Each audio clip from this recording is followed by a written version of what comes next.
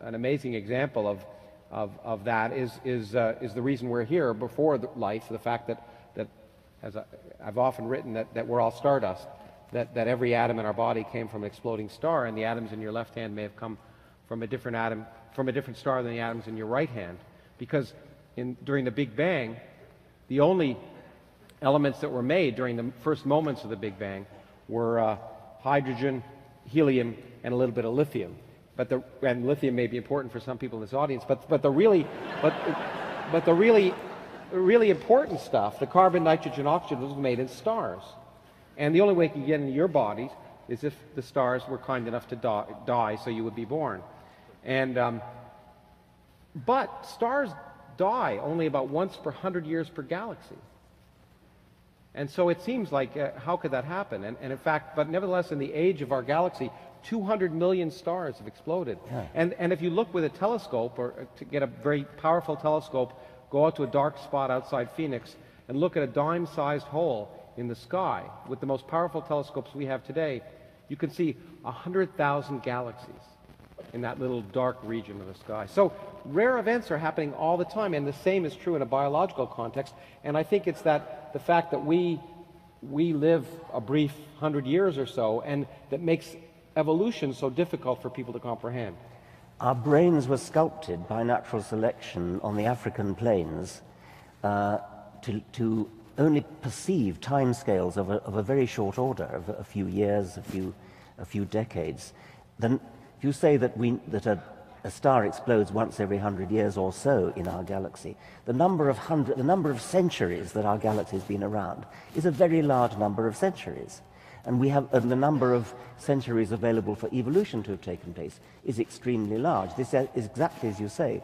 One of the main reasons people don't understand evolution is that they cannot grasp the immensity of time that's been available. You sort of idiotic statements like, well, I'll believe in evolution when I see a monkey give birth to a human. I mean, I've seriously heard people say that. Oh yes, so have I. In fact, I was going to ask you exactly that. What do you say to people? I was testifying in Texas to try and keep evolution in the schools there, and a woman got up and said, my grandfather wasn't a monkey. I said to her, well, in your case, it's not so clear, but what do you say? I mean, I think that's probably one of the biggest misunderstandings about what evolution is, and it's probably worth explicitly pointing out the fallacy of that. So why don't you? Yeah, well, I mean, I suppose it's mostly the sheer length of time that there's been around. People, many of them think that evolution is talking about monkeys giving birth to humans. They don't realize that it's 25 million years ago that we had a monkey for an ancestor. We have a common ancestor with monkeys. It's not as if... Well, and then people would say, why are there monkeys today if evolution happened? Yeah, and that displays a kind of arrogance that assumes that all that monkeys ever want to do is turn into humans.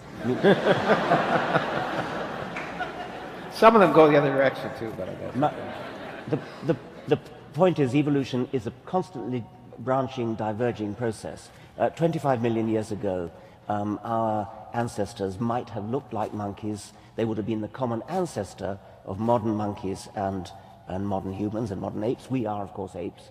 That would have been the common ancestor. If you'd been handed it, you probably would have called it a monkey. I mean, it would have been monkey-like, and you would have called it a monkey. So I suppose the main thing to get across to that idiotic woman that you described is that we are descended from common ancestors, and that monkeys are doing very nicely as they are, as monkeys. They've gone on branching and branching and branching, living in trees, doing all sorts of different things in trees, eating fruits, eating insects, eating leaves, doing monkey-like things extremely successfully. Apes are, we are actually apes, so we're not monkeys. We're apes because we're tailless, and the apes that we are cousins of are doing much less well, unfortunately, than the monkeys are. The apes that we're closest cousins of are chimpanzees and bonobos, equally close, by the way, to chimpanzees and bonobos, because they have a more recent common ancestor with each other than they have with us. However, we are, chimpanzees would regard us as closer cousins to themselves than they would regard gorillas. So chimpanzees and humans are closer cousins of each other than chimpanzees are to gorillas, which surprises some people, but we are actually very close cousins of chimpanzees. Well, you know, something just came up in my mind that I wasn't going to talk about, but maybe it's worth it. When you talk about the fact that the great apes are doing poorly, in fact, we are living, due to humans, in probably one of the greatest periods of extinction of life on the planet. More species are probably going extinct now at a faster rate than, other than perhaps when there were global catastrophes like a meteor hitting the Earth and killing the dinosaurs, perhaps, or something like that. But one of the things that may be worth stressing, especially when we talk about intelligent design, which we won't talk about much. But I'm all for intelligent design. I'd like to see more intelligent design. Yeah, I'd like to see, exactly. Yeah. But in nature, one of the arguments that's worth pointing out when people argue that we're designed and the whole Earth was created so we would be here, and we'll get to that in a moment, is the fact to realize that probably 99.999% of all species that have ever existed are extinct. Yeah. Which doesn't suggest good design. No. Well, nothing suggests design. Well, no, that's not quite true. I mean, superficially, things look designed until you look closely at them, and then you see all the bad design features, all the what an engineer would see as design faults. I mean, sort of really crazy things that any decent engineer would send back to the shop for doing. I mean, things like the recurrent laryngeal nerve that goes down into the chest and then back up again, rather than going by its most direct route to its end organ. The kind of thing. It's exactly what you'd expect if we're historical accidents, rather than if we're designed. Now, the other argument that I often get when talking is first is the monkeys and people argument, and then the next one is if evolution really happened, why isn't it happening now? And well, it is. It's happening all the time, but once again, on a timescale that's mostly too slow for us to see. We are condemned to live only for a few decades, and that's too slow, too small a timescale to see evolution going on in the sort of interesting animals that we like to see. We can see it in bacteria, only too vividly, because of course that's why antibiotic resistance is such an immensely important medical problem. If doctors at the time of the invention of penicillin had their Darwinian wits about them, they would have been able to predict that resistance to antibiotics would have evolved very fast, which indeed it has. And by the way, I hope there are some doctors here, it's very, very important for doctors to understand Darwinism, and I recommend Nessie and Williams's book on Darwinian medicine. It's got the ridiculous title, Why We Get Sick. Why would any doctor buy a book called Why We Get Sick? But the real title of that book is The Science of Darwinian Medicine, and I wrote a blurb for it which said, buy 2 copies and give 1 to your doctor. So if there are any doctors here, please read that book. It's very important. You know, it is interesting, because I don't know if you've had this happen, but I've had people write me saying, I'm a medical doctor, and I don't believe in evolution. That's a disgrace. Yeah.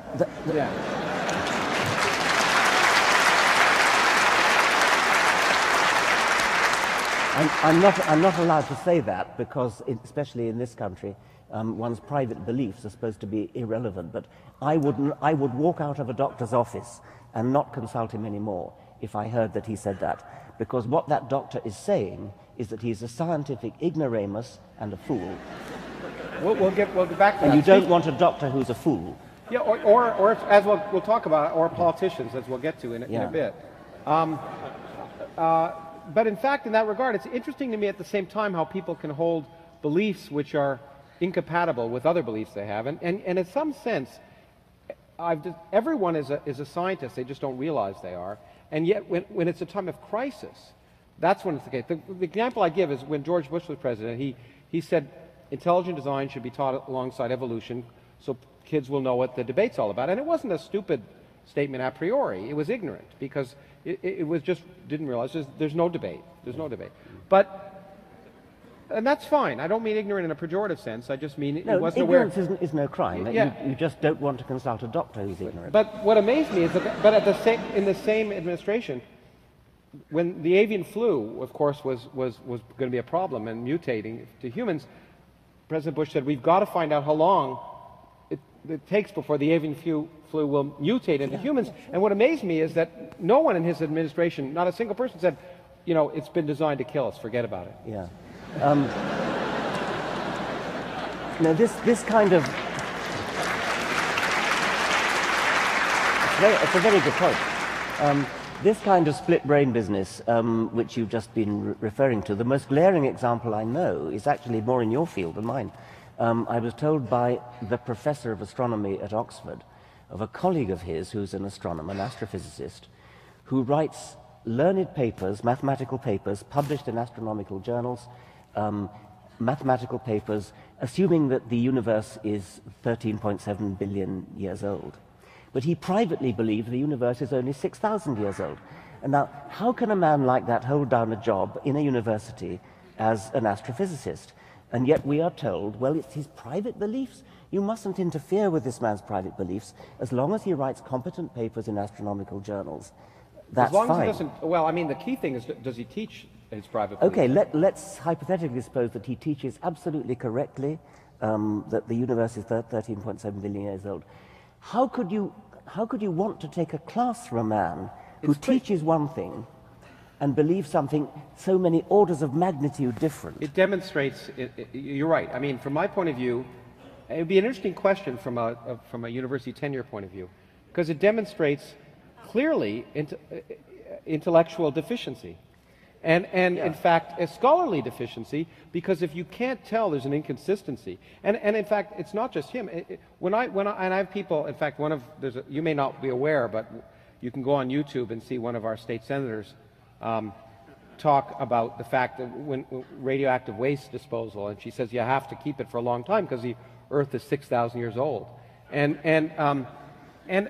when people say that to me, I not only get offended, but I call them hypocrites, because in fact they are. If they drive a car, if they use a toaster, if they take drugs, if they do anything that is modern society, the chemistry, the biology, the physics that makes those things possible is completely inconsistent with the 6,000-year-old Earth. So you cannot believe that and use a car or get in an airplane without calling yourself a hypocrite. And in fact, this person clearly, in my mind, you're absolutely right, is not competent to teach in a university. Yeah. I'd have to say. We'll get to astronomy in a bit, but before we get to the, we've talked about the sort of obvious problems that people have with evolution and some of the misconceptions. But let's jump ahead and talk about some forefront science, so we can do that this evening.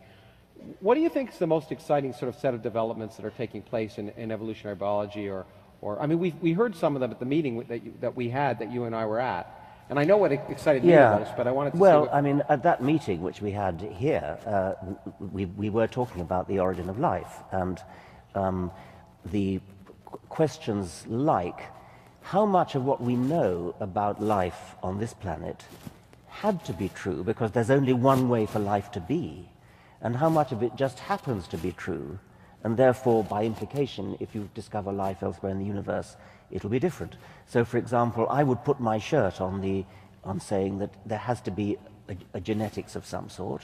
I put my shirt on the genetics having to be extremely high fidelity, which DNA is. But I wouldn't put my shirt on it being DNA. It's got to be something that's just as good as DNA. I think I might put my shirt on protein being the actual executive part of the equation. And I think I would put my shirt on protein not being the genetic molecule itself.